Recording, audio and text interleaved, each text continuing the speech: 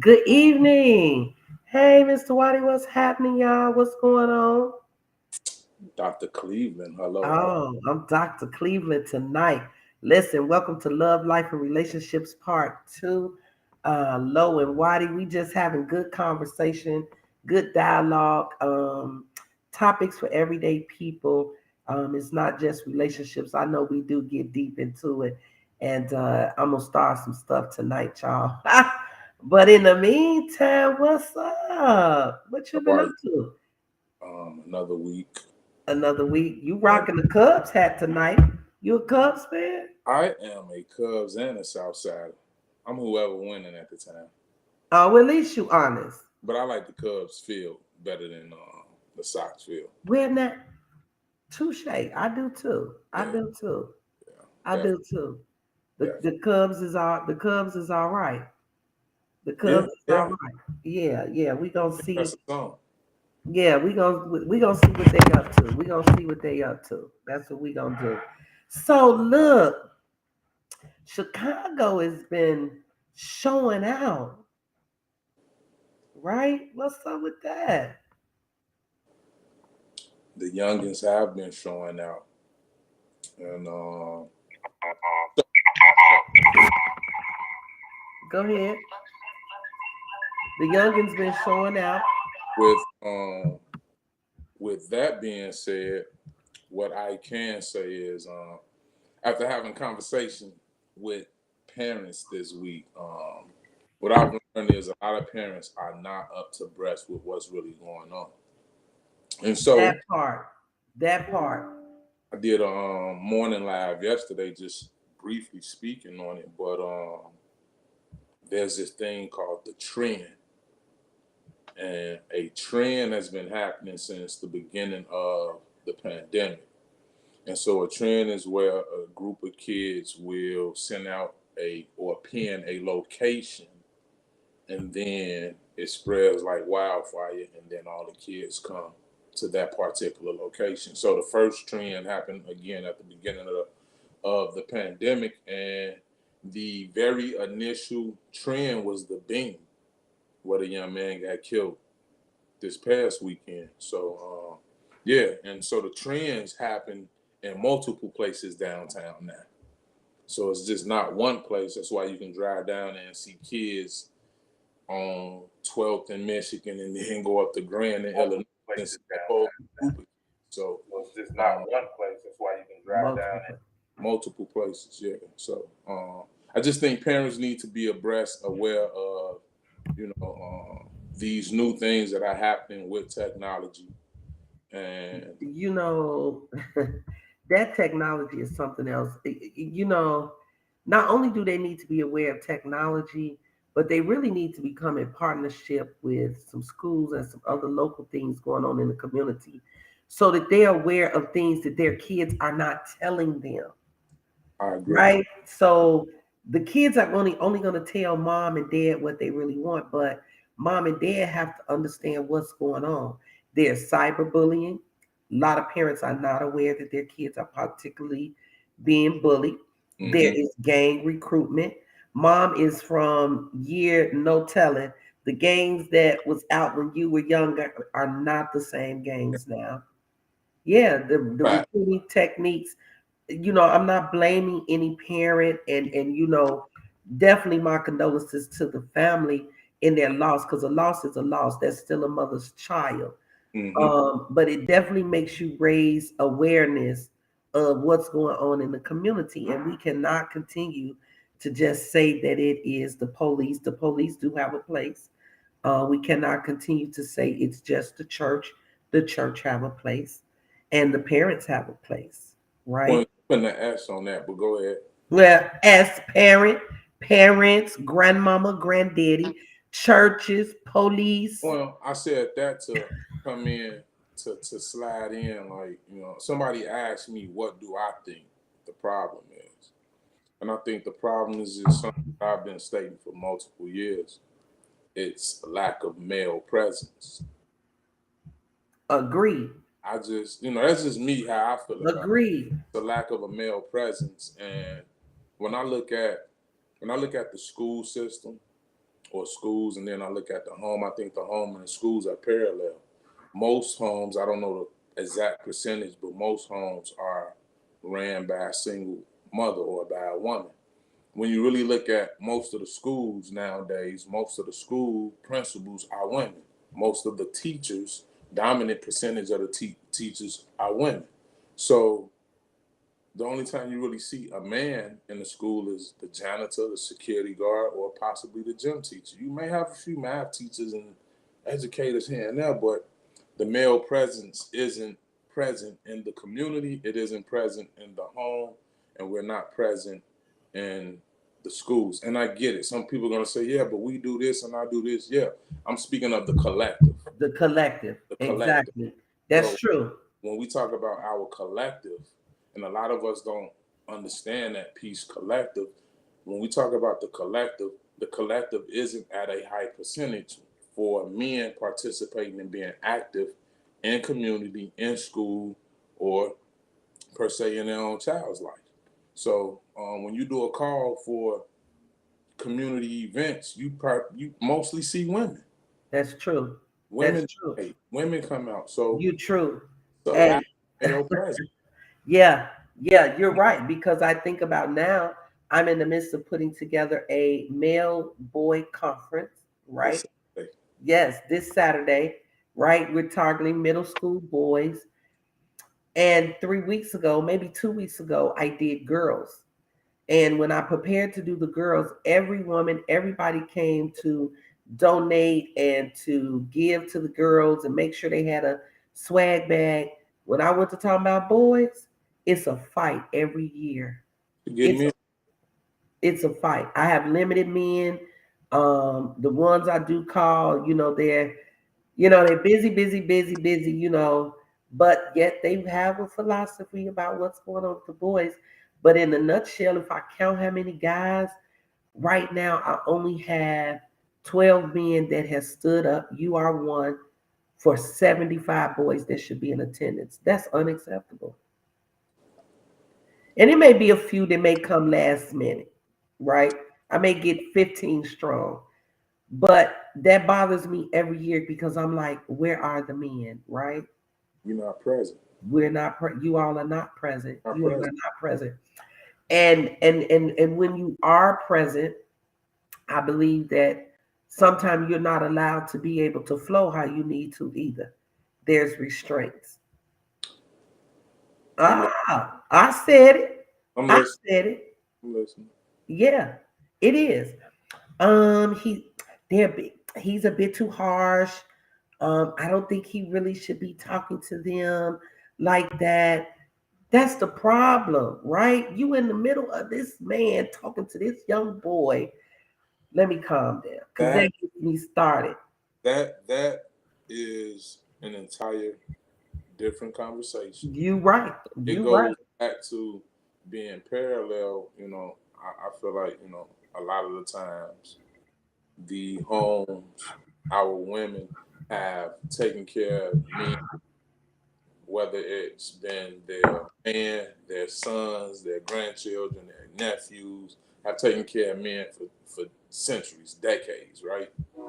And but there is that fine line right there when a man is present, then you wanna coddle. Like you have to let tough love be love when it come to men. And honestly, it's funny you say that because I ran into a couple mothers who couldn't understand my style of mentoring. And the truth is, this world is tough on black men and women. And when you release him into the world is going to be tough, whether it's a black man, black woman, white woman, Asian, world going to be tough. So if a man isn't present, I just feel like you should allow that tough love to be early because once you release them, they have to be ready for what's outside in that world. And the world's going to be tough regardless of the race, culture, or creed. That's true. That's true. And I think that when we don't, and I think of single moms trying to find mentorship programs for their boys because they are far few and in between. So thank you for being on the Men's to a Comeback, right? It's needed. right? But it needs to be accepted too. You need to know that that's what your child needs. A lot of times, there are some parents. There are some, not all. So this comment may not. Big It's E word. I bet that's what you're gonna say. But go ahead. what No, go what. ahead. No, Denial. go. You're gonna say in denial.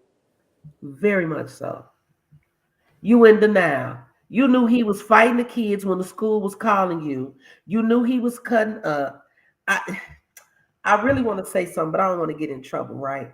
Um, a parent was on the news and her comment was she told her child not to go. Your child under 17, you told them not to go and they still went.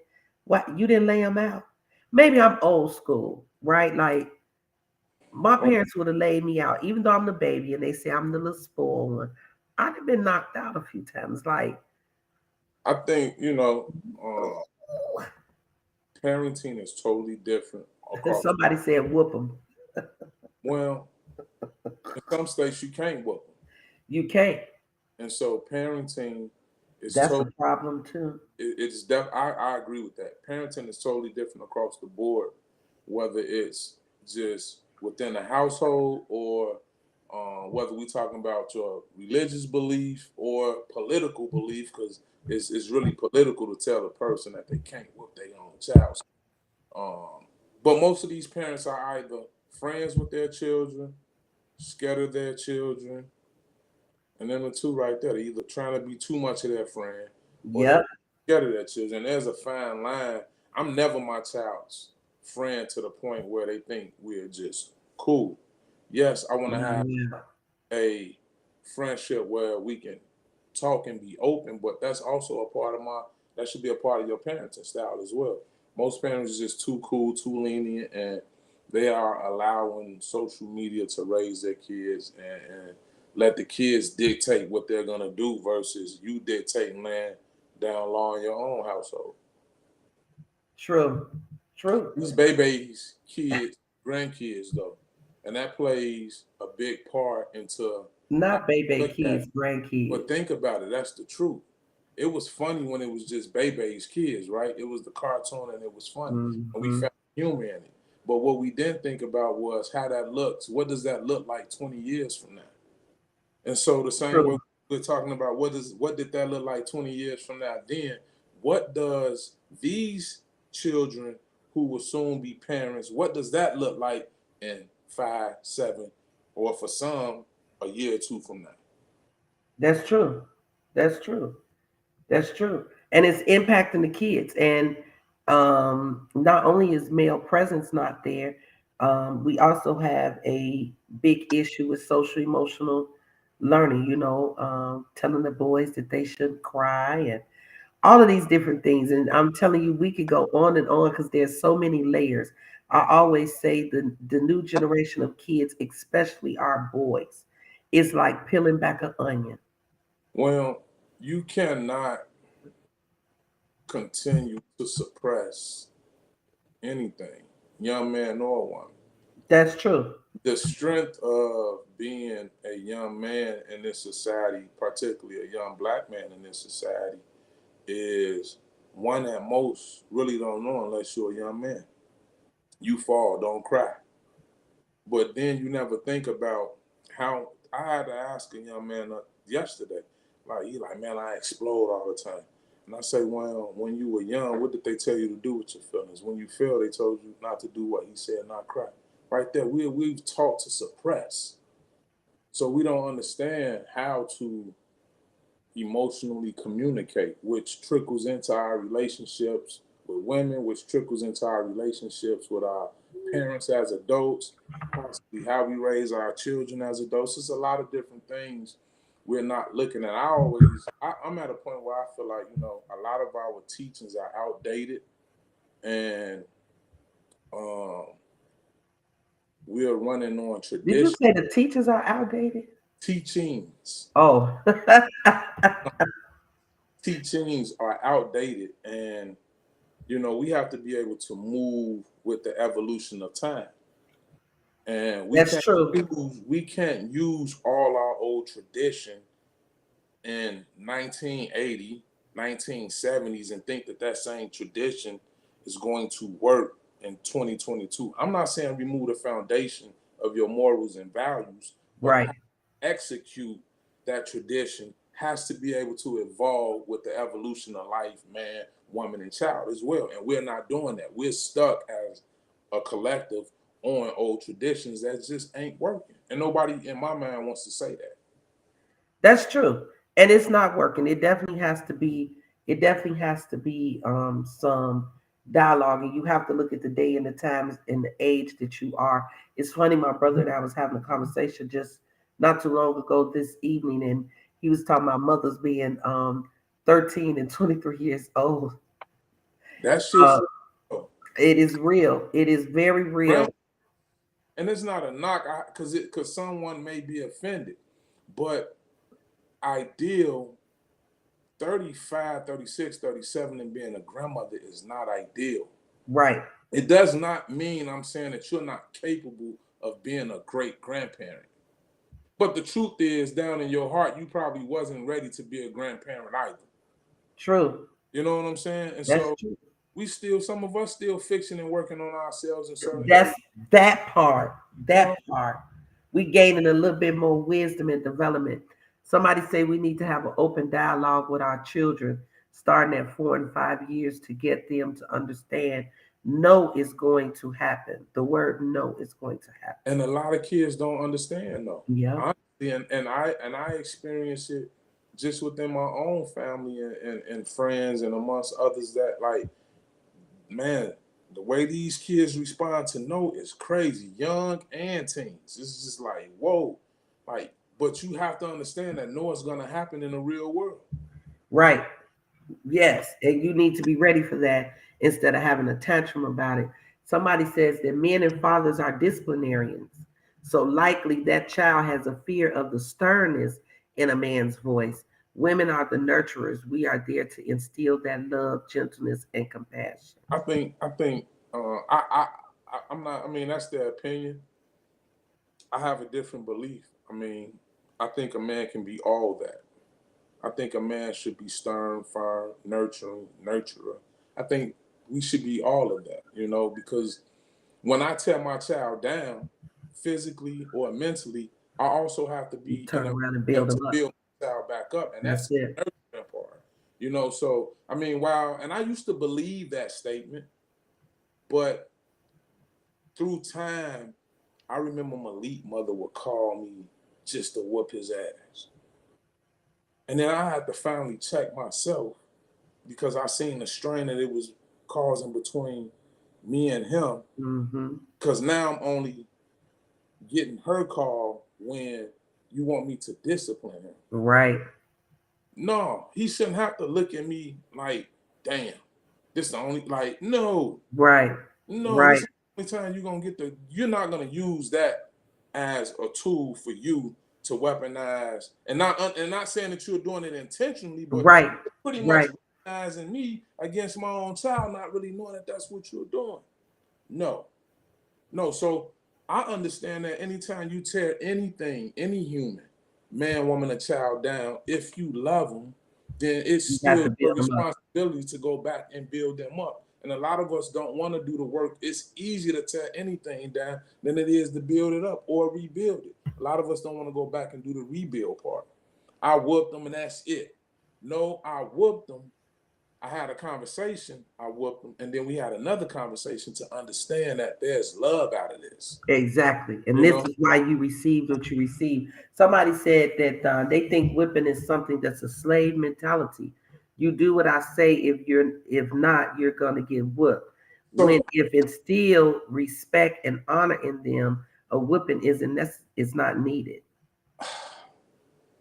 I struggle with this.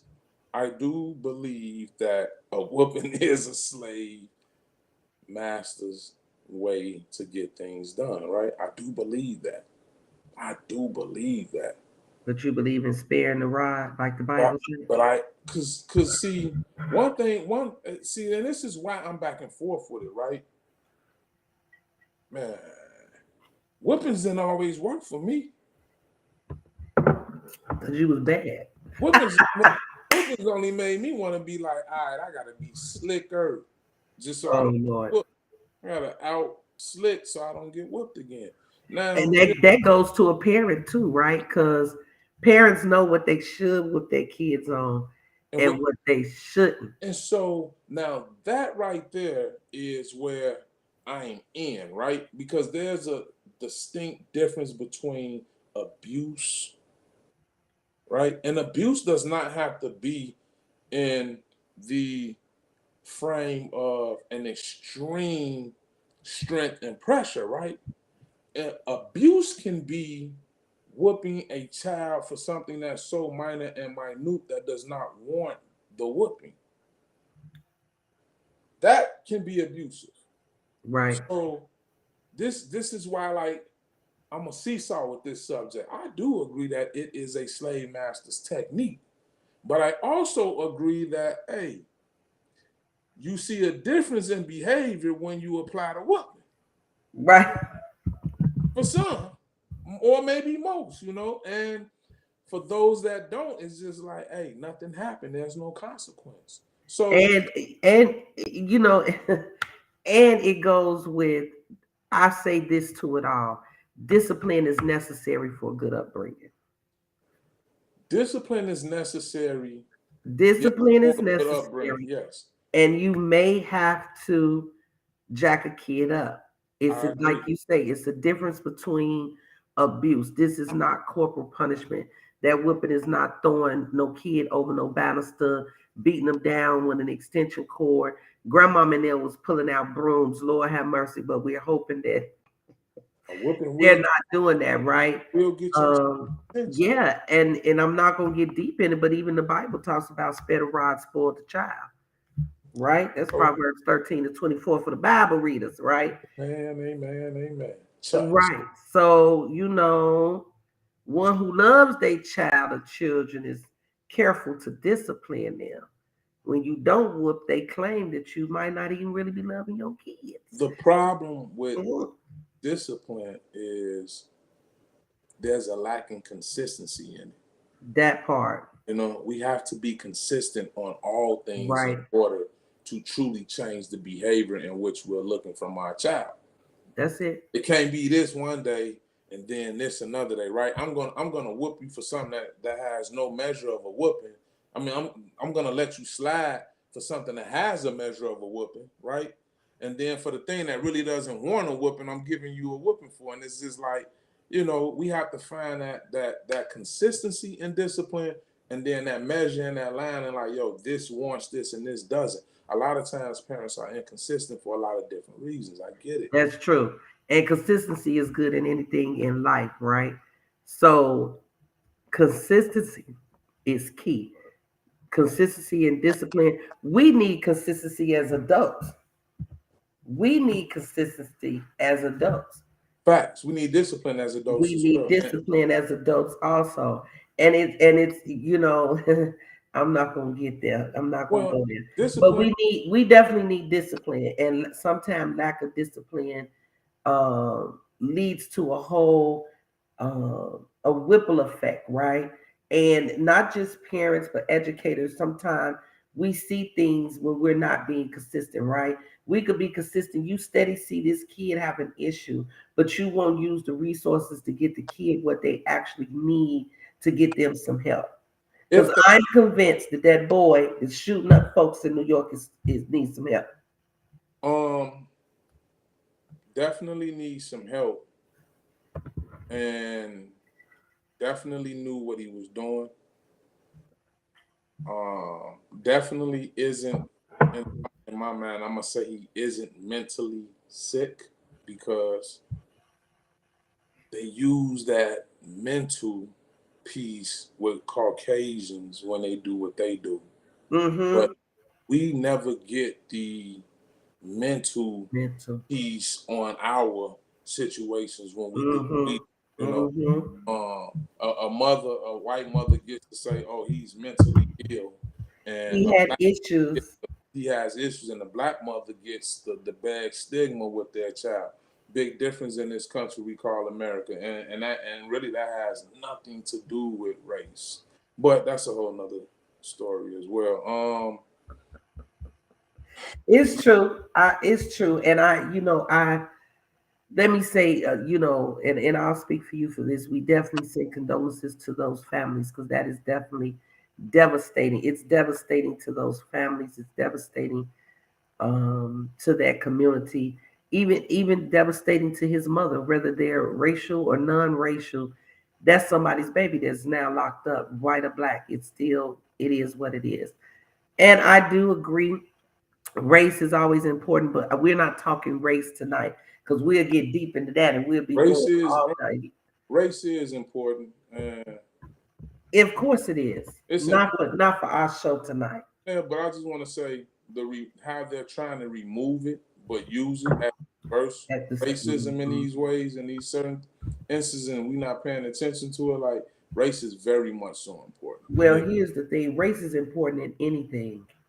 It's important at work. It's important in education. It's important in religion.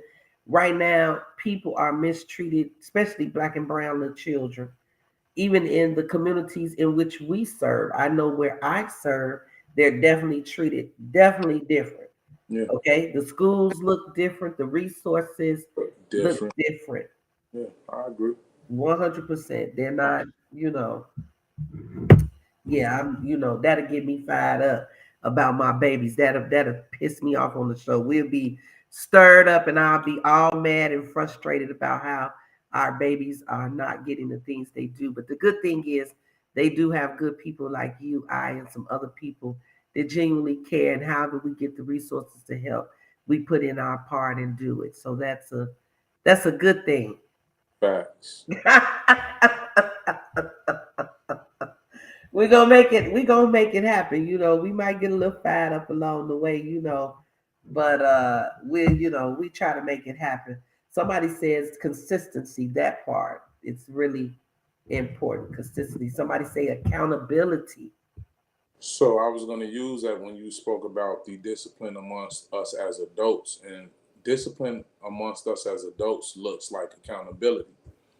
And for some people, some people find the word accountability or come across the word accountability kind of late in life. We always hear the word responsibility, and responsibility and accountability are two different things. So, True. understanding when someone is holding you accountable as a kid or holding you responsible as a kid, and then you're hearing more of the word accountability as adult. It's like, oh, so I mean, I just think accountability and discipline as an adult is accountability, and a That's lot of true. a lot of adults don't want to be held accountable They because do not. I am grown.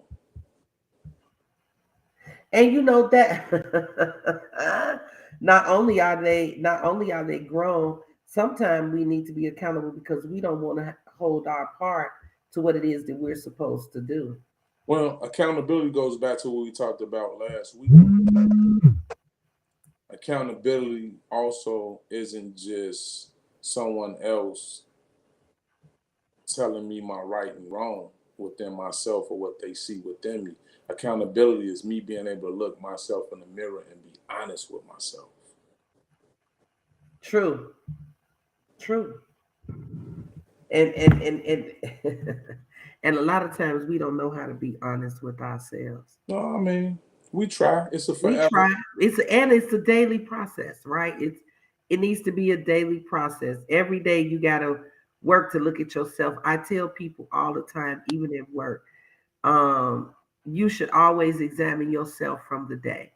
Did I do what I was supposed to do? Was my part in order?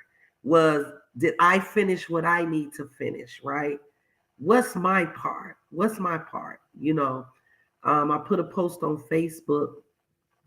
I have a friend of mine. He's struggling at a new job, and he's went on and on and on and on. And I made a post about you done did all that praying to God about the job. He get the job. You complaining, you fussing, you half working, you whining, you got an attitude, you upset. Come on now.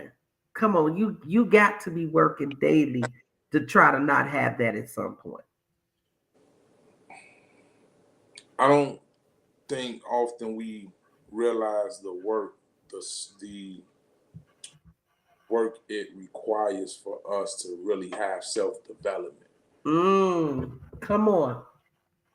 Let's And talk about it. truth be told, like one thing I've realized as a man, right? I know I'm flawed. I don't need nobody to tell me. It's okay that I'm cool with hearing it because sometimes I do need to hear it. Let me not say that. I do need to hear it from those that I really know have a genuine heart for seeing me do well, right? Because I'm going to tell you flawed. Yeah, I'm definitely flawed. Ain't nothing over there. I'm gonna put myself in the front of all the lines. The truth is, though, what I've learned within myself is that this thing is a forever work. Forever. It's a forever work.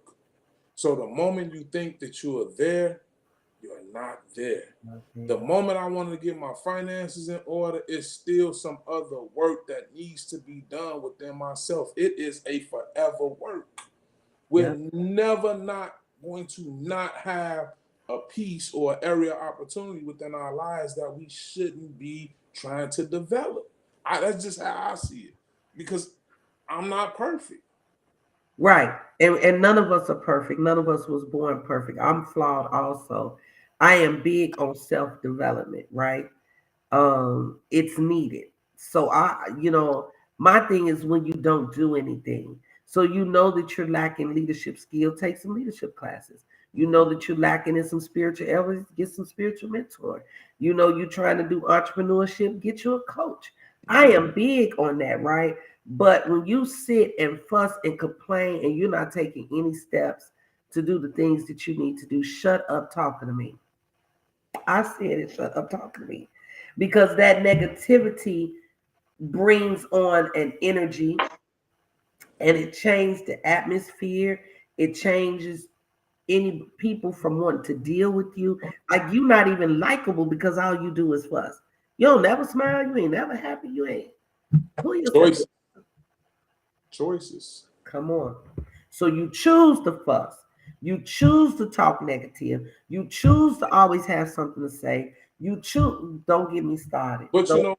you know what I learned? A lot of people think that what they feel is actually what's supposed to be. You almost made me spit my tea.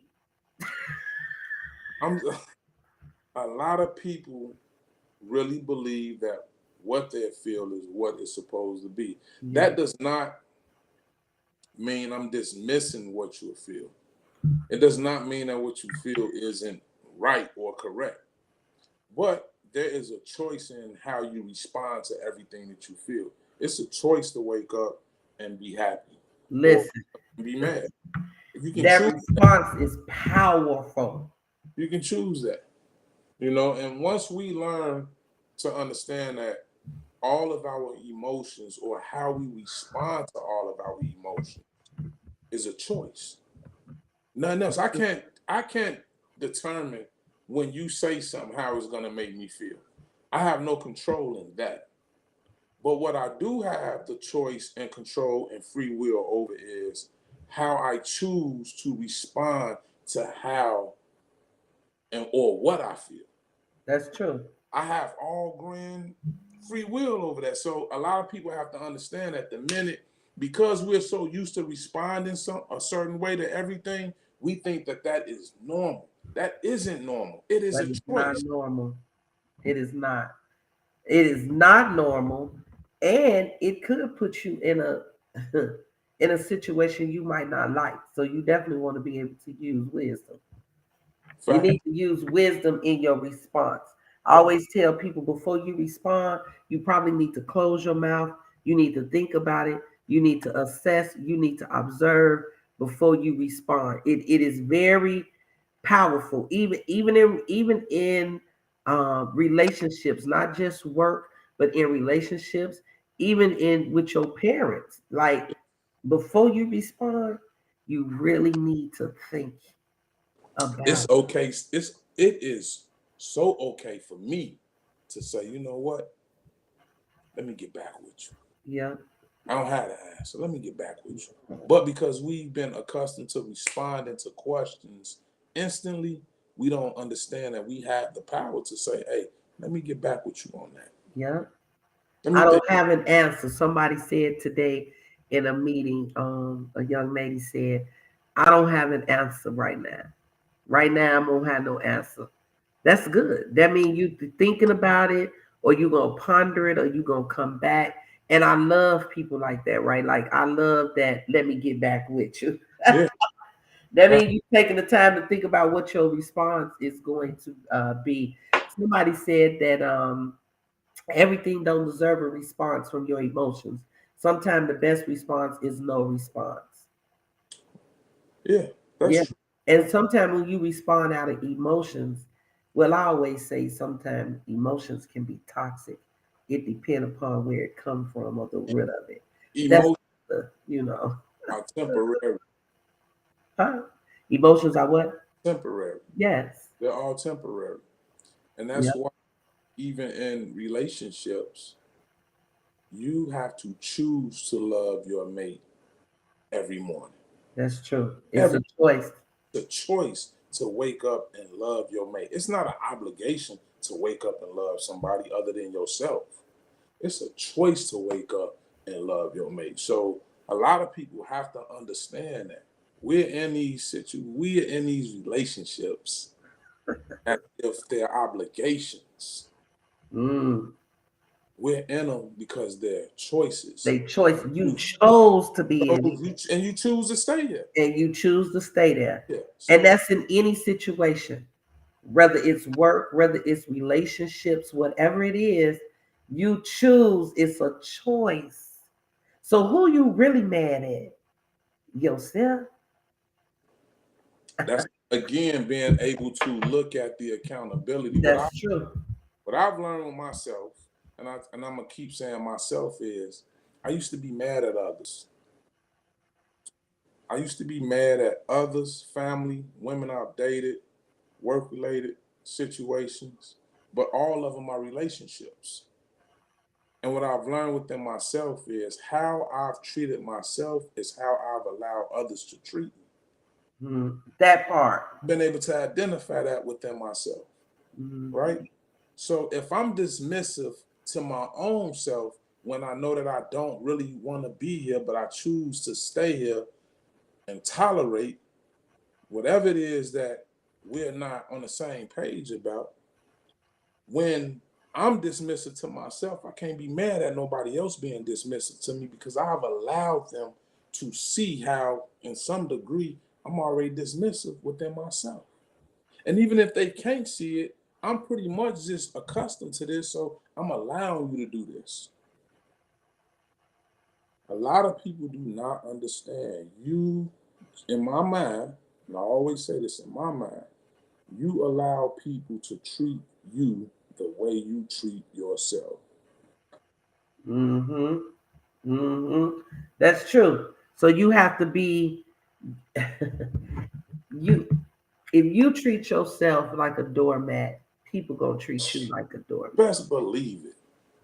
So Best that's what you expect. If you treat yourself like a king, they gonna treat you. believe Listen, you it's have all yes, you yes, have no choice because I yeah, know my value. I know my value as a man. I know my value as a woman.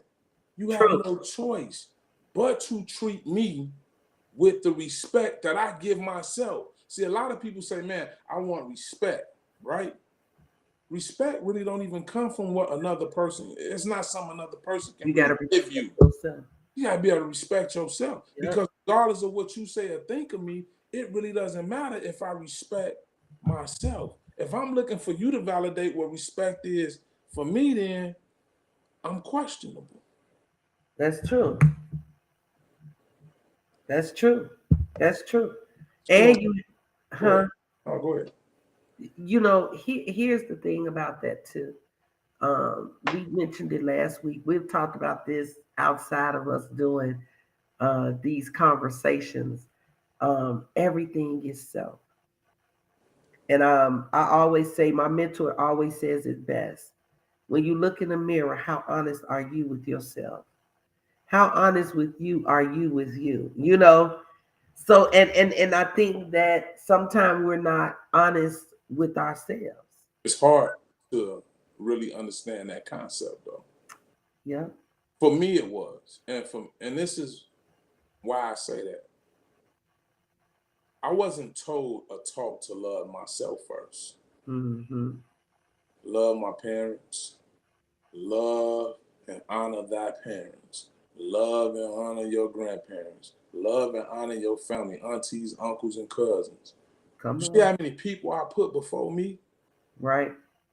Not once did they ever say, love yourself first. Yeah. Respect yourself. Give your mother all the respect in the world. But you never told me to respect myself. And let me tell you, that's common. Beyond common. Because Beyond. we are not. You honor your mama. You don't talk to your mama like this, you know. But how about you tell me how Yeah. to love, how to respect, how to honor myself first? Because Facts. if I can do it within myself, I can do it with anybody else. Right. Everything that we're supposed to give self, we're told to give to somebody else. That's Mhm. backwards as hell to me. That's backwards. Yeah, it's definitely a missing piece. And that goes to that nurturing, right? That parents need to do. They need to also be teaching them those type of things, and not saying that they're not before we get all these calls about foolishness. We're just saying, in our opinion, that that is some of the things we're not taught. That we're not taught to love ourselves. I think about me, and I tell somebody maybe a couple of weeks ago, I told them that I had to be at least 8 or 9 before I learned anything about self. At least you got it at 8 or 9. I got it Imagine at eight or those nine. that ain't at 8 or 9. Huh? Imagine those that aren't Aren't getting it it at eight and at nine. Yep. Yep. least you got it at 8 or 9. I Some did. people, That was a blessing. I told somebody, I think about my godmother. Those are those when they said take a village to raise a kid. I was that kid raised by a village. And there was just some people that imparted in my life that I will forever be grateful for. Nothing. I tell people all the time, family get upset. They be like, "Well, I'm your sister and I'm your brother, and I took care of you and I raised you. Yeah, you had a place, you had an assignment, and God chose you. Okay, but there's some other people that come along that help raise a kid. You know, that's that auntie that's really not your blood auntie, but she can drop you those wisdom nuggets. You know, that older lady on the block, you call her grand, but she not your grandmother. It was some people along the way, and not everybody has a village. And I believe we need to get back to a village. But now people don't allow their kids to impart people don't allow people to impart in their kids. We do have to be careful. Times are different. But there are some people that should be sowing into your kids and pouring into your kids' life. He like, oh my God.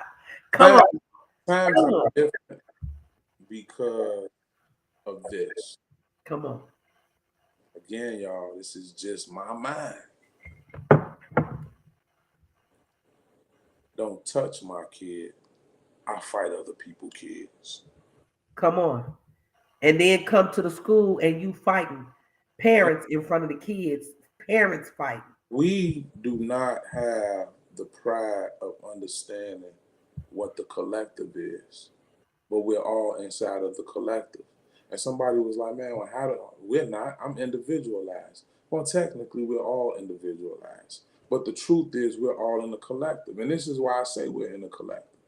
If you fill out any application, any, not just a job, any application, it generally asks you a couple things: gender, Come on. race or Race. ethnicity, age, zip code. All them things put you in a collective. Yes, it do. And when we start understanding that, whoever that first mother was that said, don't touch my child, is the problem right now. Yeah. She's the problem. Whoever she was in the 90s, she is the part of this problem we have right now. Don't touch my child. I Yeah. don't come from there. I came from where, man, they even if they ain't touch you, they called around the corner because they had the number. Now you Come can't on. do that. Like the child can convince the parent that it didn't happen. What's Right. to these relationships? And all of that play a part, right? That lets you even know the relationships that community had in that time. When you say you could call around the corner, you right. They'd be like, "Did you see him? He went around the corner. Did you? Where did he go?" Like what's really happening? So what can you say?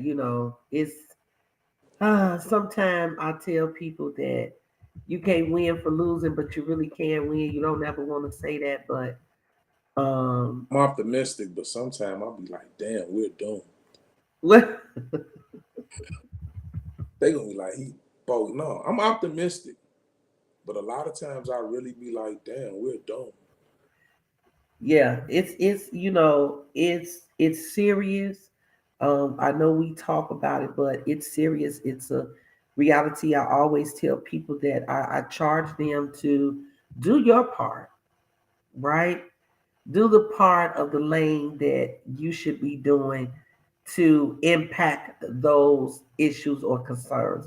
Whether that's politics, whether that's helping a kid, whether that is in the village. What's your part in the village? Somebody say the village ain't the same no more. I don't trust the upbringing of other parents. I have to trust that they have the same values and morals I was raised with. I agree, and you know how that happens. You should be knowing the key places that your kids go. Who are I'm those kids that they hanging with? Who they want to go skating with? Who mama dropping off? Let me meet the mama. We don't know because we're not even meeting the parents anymore. facts, facts, and I agree with that statement. I Wholeheartedly, do too. I agree with that statement. But again, it started with that young lady that said, "Don't touch my child." Yeah, it And was a seed. The seed was man, don't touch don't my touch child. my child. And now you see that right now to this day. Yeah, That was an early '90s statement yeah, that has transcended amongst millions of households in this country. that's it. And Don't now touch you my have child. parents, yeah, and you have parents coming to the school to fight kids. Or other parents. That's crazy. It's crazy. Like, yo, how is it that your child dead ass wrong and you don't expect me to say nothing? And they sit and watch them fight and put the videos on the Yeah, social media. yeah. Adults. How? Adults, But that and just they know their kids is on these fight pages. this is why we don't trust because we don't what we don't understand, and this is something that I have to learn within myself. Again, I like to use me as the vessel of individuals who are flawed. We don't understand what a seed, the progression of a thought, the progression of a statement. We Hmm. don't really understand how important a thought is, Yeah, how important a statement is, that's it. because Power in your tongue. Even the the, Bible tell you that. the progression of any thought Mhm. is subject to becoming a monster. Yeah. And I was a fucking monster. Lord, he cussing now. My fault, but I was a monster. But Hmm. that was a progression of things that occurred in my life. And I had to learn to understand that, like, you are what you say, you are what you think, you are what you eat, you are what you listen to. We have to be careful with the seeds that we plant, the thoughts that we plant, because it progresses into something that you really don't look at You down know, the line, and you mhm. like, yo, how did I get here? And I'm saying that in reference to how did we get here? How did we Because get here? it went from a village, which shows the relationship amongst the collective, to being individualized. It does not pertain to me individually unless it hits foot at my doorstep. That's the only Right, time. Yeah. right. That's Answer some of true. these questions. Huh? Somebody said, which is exactly why These children think that they can do whatever and say whatever they want because they got it in their mind. Ain't no consequences behind their actions. Fact, that's a true statement. That's They true. bold. They relentless. They do not understand the value of beings They don't. in no shape. But again, right? That comes from love. That is a form of parenting. A That's true. parenting style to some, not all. I don't want y'all to be offended, but to some, that is a parenting style. It And this is. is what you have in result from that progression. That's true. Now you can control them at 6, 7, 8. You damn sure ain't gonna be able to control them at 13, 14, What 15. you listen, you definitely not. They're Because gonna it's be right. out there. Hmm. Yeah.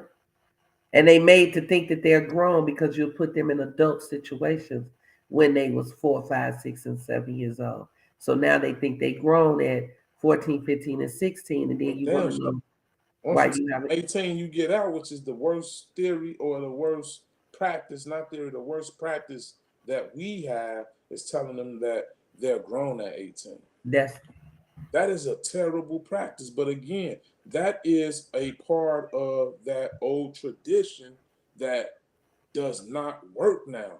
That does not work. You man, grown. right.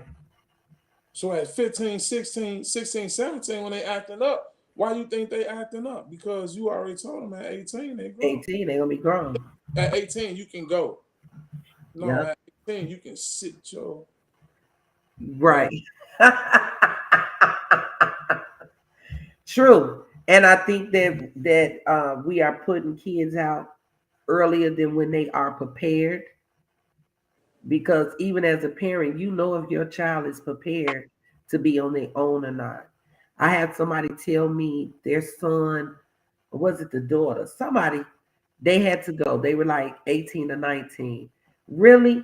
Because you didn't have them have together at 12. So you didn't even prepare them. You just sit them out there.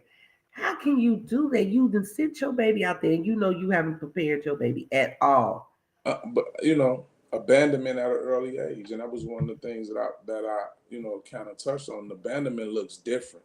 Listen, Abandonment isn't just my abandonment issue was people leaving me for different reasons, but abandonment looks different.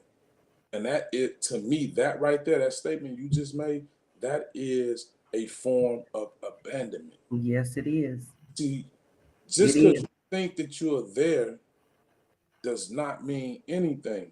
You have to be there and present, and not being present is a form of abandonment. Listen, and that abandonment causes issues even in relationships. Listen, I've heard that a side effect of abandonment that people turn into stalkers in relationships. What's your thought? A sad effect of abandonment. You know Well, I had to give him a little spin on relationships before we go. my You know I had to my do it. abandonment issue, I've never been a stalking type. Uh, Really? that I You don't. look like you could be a stalker. I mean, I'll come after your ass if I love you. I'm sorry, I did curse, but I will. I'm telling you, I'll come look for it. Come here. Let's have this conversation. Name what you But said. That's what you said. So yeah, you ain't no stalker now. You ain't busting no windows and no, showing up. no. Can't nobody ever said I no negative. If they are, they lying. They can never say that one.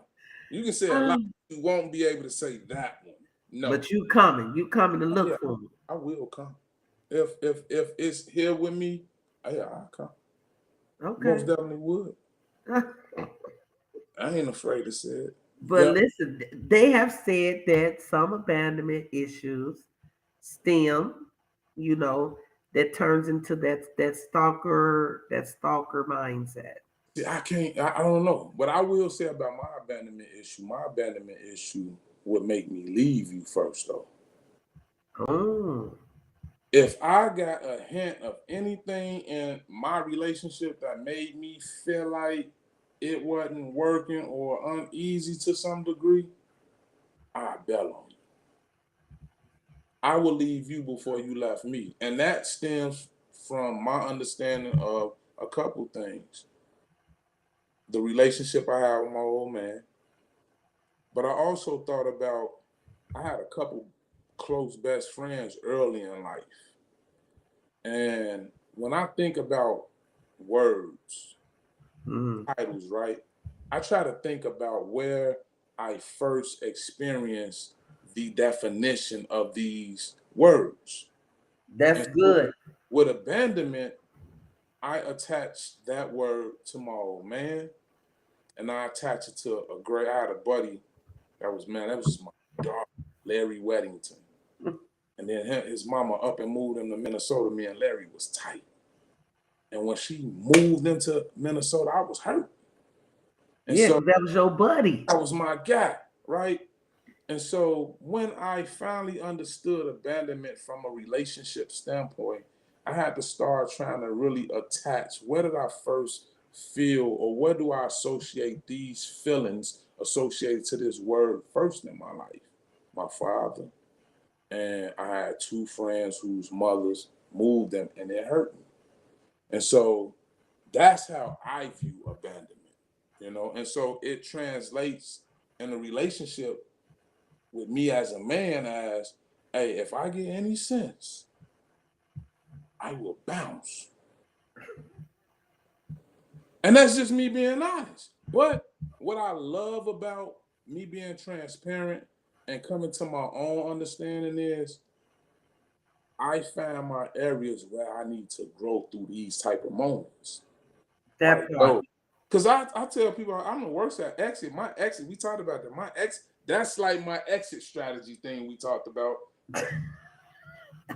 My exit strategy sucks. I am going to drive a situation to the ground to where we can't come back no more, right? It's terrible. And that is a part of my abandonment. Mm-hmm. And I understand that. And it's a forever piece of work of mine. I see it now. I've owned it. Now, how do you fix that? How Fix do it. you start to work Right. on it? So Somebody say abandonment issues causes difficulties with detaching. shit, that's issues with detaching, but well, no, I'm going to do the detaching for you. I'm out. Gone. You running. Man, True. and it's bad because it goes back again. I'm gonna keep saying it goes back into my exit strategy. My exit strategy is never the way I've entered. And that's not something I'm bragging on. It's something that I've realized as Relax. if I am going to end something, I will now the man who I am today, I would rather end it hopefully the way I walked into it. I didn't have that thought process years ago. I have it now, but it stems from my abandonment issues, not stalking. I don't know nothing about that one. I just want to throw it out there and ask because that's what they say now. I don't, Yeah, I I don't don't know know. But that one. you made a good point, and we always say for me or for us because it's our thought and it's our opinion. But I love the fact that we can always say about examining yourself. How honest with you are you with you? How honest are you with you? It's just it goes back to it, and I think you answered it well. Hey, you owned it. You have identified that you owned it. So how do you get past this? This point I'm, of I'm now at a point in my life where I don't care what other people think about me though. now. I Listen, care about what I think about me. listen. That's first. That's number one. Li- I'm like, Listen to me. you know, Those listening to the show, listen to me right here. Who cares what they think? a lot of people do though. That's true. That's true. And they need to go back and find out why they need to be approved. And I agree with that. I Yep. I look for approval. I mean, we see We all do to a there's degree. we all because that's what we were taught growing up. Mhm. We look And for and approval. I like to say appreciation, maybe because of where I'm at in my walk and my maturity and the self development I've did. Just give me a little appreciation. Say thank you. You appreciate it. Give me a little acknowledgement for the work that I do. I mean, I thank you all the time for the great work that you do. I believe that people should know that. They should know that you're proud of them, that you should, all of that. It don't matter if you said it to me or not, or to me, it does not matter. But some people struggle with that. They need that sense of approval. Sometimes that goes into love languages. We won't talk on that. But some people do need it. And sometimes I think that those that need that approval of what other people say, they're missing the greatest part of their life by being stuck there. Well, okay, I can walk with that by being stuck there.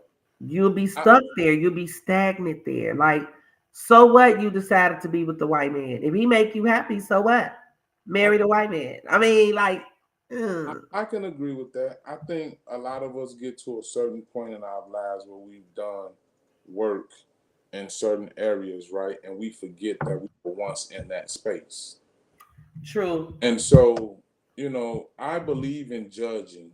I don't believe in condemning because I have to make judgment to come to some type of conclusion. I'm not judging you in a space where like I'm putting you down. I'm putting you I have to down. I have to come to some conclusion based on whatever facts and evidence and information I have. So that's my judgment. It's my decision.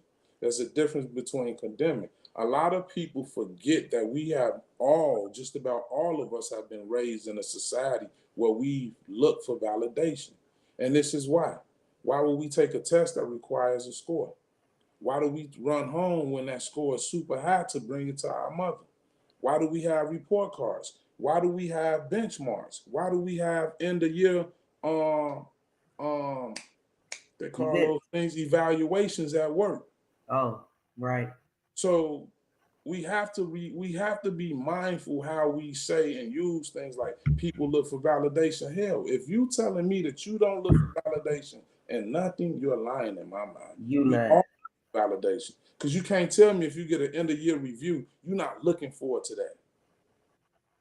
That's validation coming from somebody that's supposed to sit superior over you. I want to get into that last. Let's get into one more thing. One of them questions I sent you.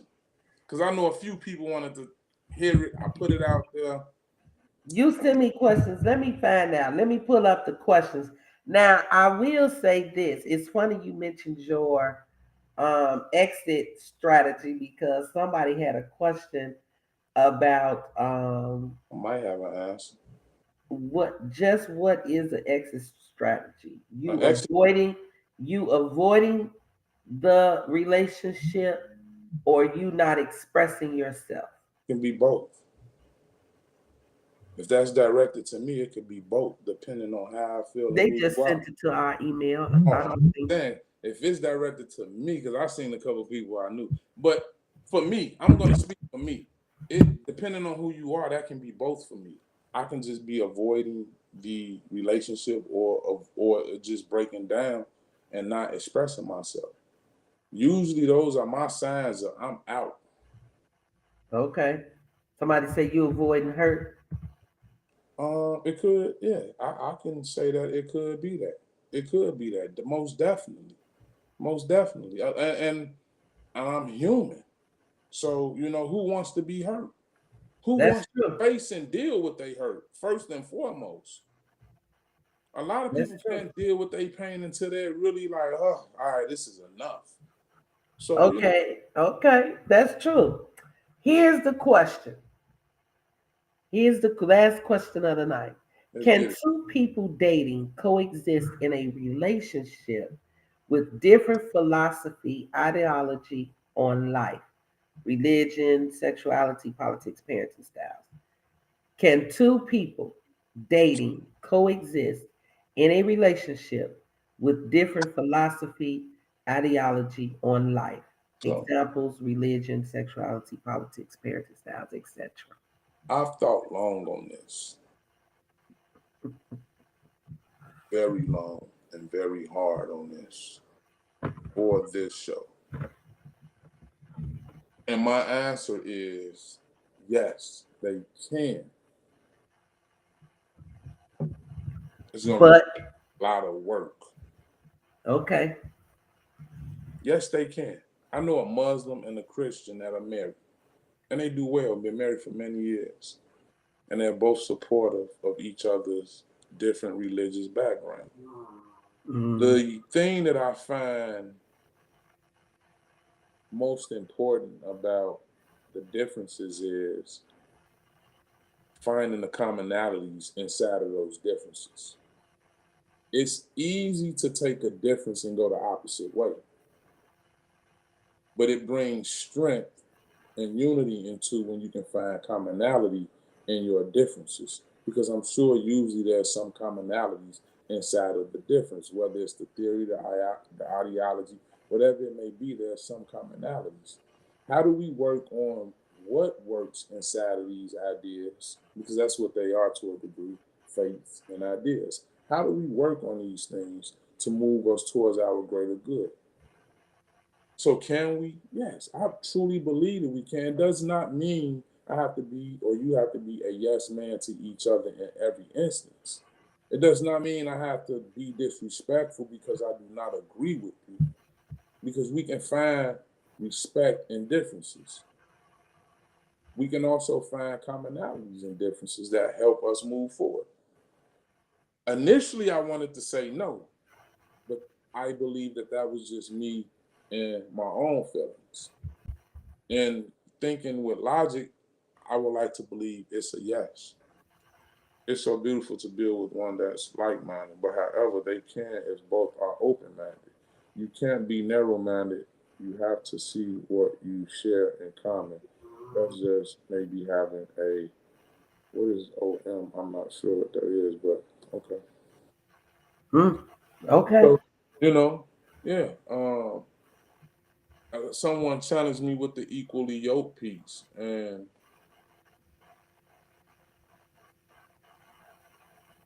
I think it is beautiful being able to help each other along the way.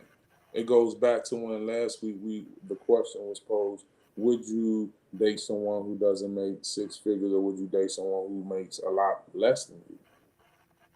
Yeah, why wouldn't we? I think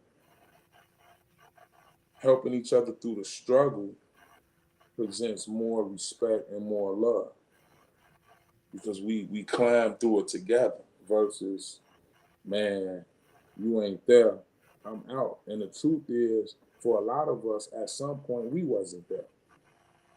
We True. often we often forget that when we are making these decisions and opinions of others, a lot of us stood in those same places and spaces. I agree. So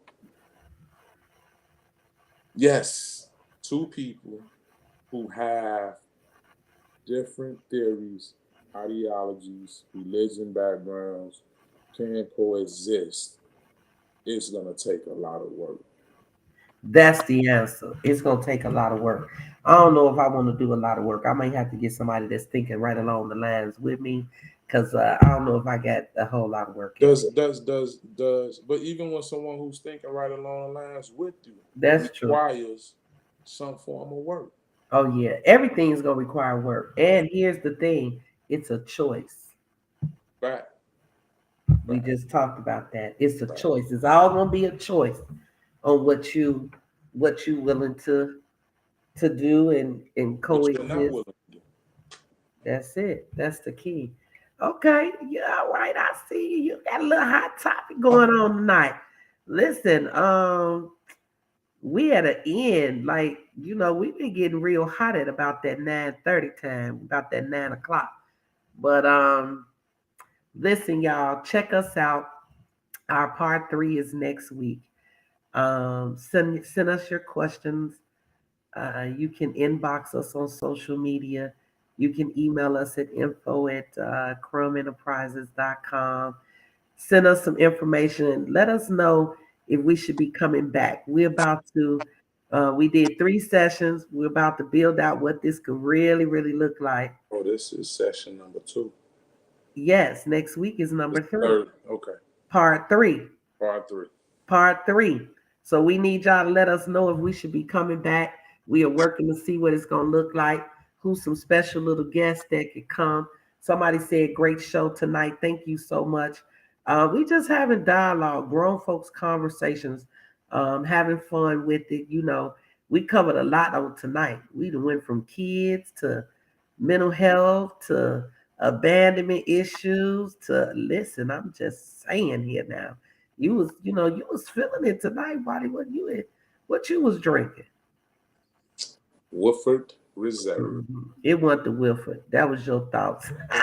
That's, oh, Listen, the key is don't have too much more tonight. Don't have too much more tonight.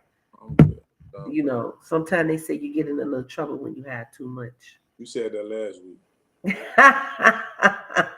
Didn't get in no trouble. Oh no, I'm gonna have to see. I'm gonna have to put a camera over there, y'all. I don't know what he over there doing. Listen, thank y'all so much for joining Low and Whitey. We appreciate you to kick back with us on life, love, and relationships. Join us for part 3 next week. Let us know if it's working, if it's not. Give us a little feedback because we plotting on how we gonna bring some things back. So we are excited.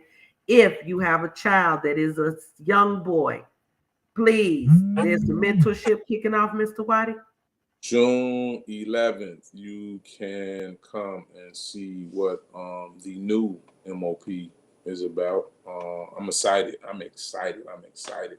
So yeah, MOP, Men of Purpose, is partnering with Gold, and we're gonna talk about self-worth. We're gonna talk about knowledge of self. We have some explorations around the city with entrepreneurship, a couple other cool trips, everything from self-defense, swimming, basketball, everything that you can think of that young men should be doing, fellowshipping and just learning from some strong, positive men and their peers. So June 11th, 12 o'clock at Carver All-Gale Library. I say Carver Library, but the new All-Gale Library.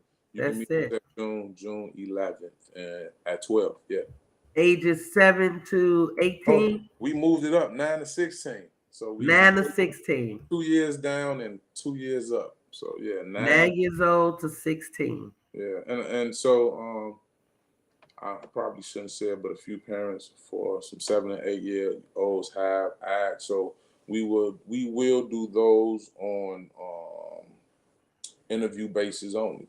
That's how that's gonna work. I don't want to turn no young man away, but we will deal with them on interview basis only. So if you do have a young man that's under the age of 9 and you think he's ready for this tough love, then let us interview him, because that's what it's gonna be, a lot of tough love. Yes. All right. Y'all heard it here. June 11th. It's going down. Listen, I'm gonna be retiring for June 11th. Don't call me to do no work. I'm going on vacation or something, y'all. I need a break. Listen, again, thank you guys for joining us. We'll be back next week. Same Low and Waddy time. We'll see you 8 p.m. Central Standard Time. Have a good night. Waddy, be easy. You do the same.